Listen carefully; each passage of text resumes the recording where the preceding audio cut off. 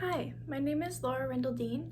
I am currently a fourth-year student at Ryerson University's Graphic Communications Management program, and I'm going to tell you a little bit about my thesis. So the question that my thesis aims to answer is why are skin tones considered so difficult to print? There have been multiple occasions where different professors have mentioned skin tones specifically being harder to manage when it comes to color management for print. So I was kind of curious as to why that may be. So that's why I decided to do that topic for my thesis.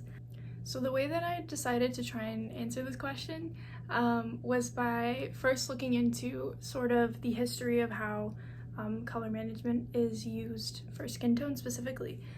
So historically, what kind of test images and targets were used to calibrate skin tones, especially when printing. So what I did was I gathered a few different IT8 test targets from a few very big companies. I also gathered a few commonly used test images that are used as reference images for skin tones, and I was able to isolate the skin tones that are within those targets. So I then was able to plot them in a color plotting program called ColorThink Pro.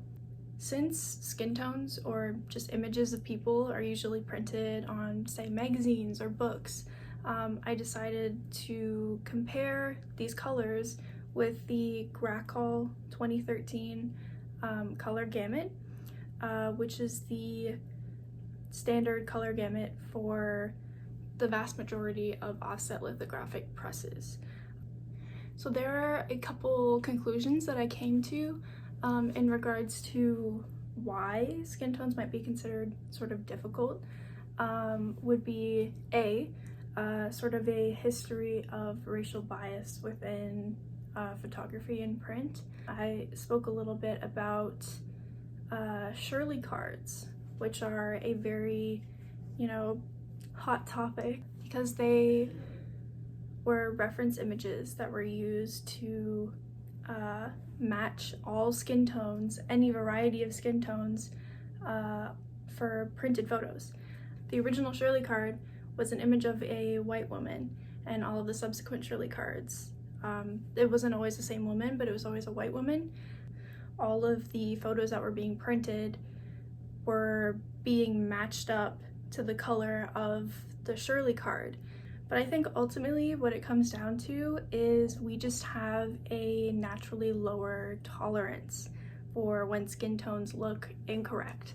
So when we see an image of, say some flowers, and the flowers may look a little bit too green, maybe they printed out with a little bit too much cyan, a little bit too much yellow, and it looks a little green. When you look at that image, you may think, oh, it still looks kind of fine, or you may not notice it as much. There's an image of a person with a little bit green, we would be like, oh, that's kind of weird, that doesn't look right. You would notice it more immediately, this isn't right. I think that is probably the biggest contributor to why we consider these skin tones to be so difficult to print. So that about sums everything up. I hope you enjoyed this video. I hope you get a chance to read my thesis and enjoy my findings. Thank you.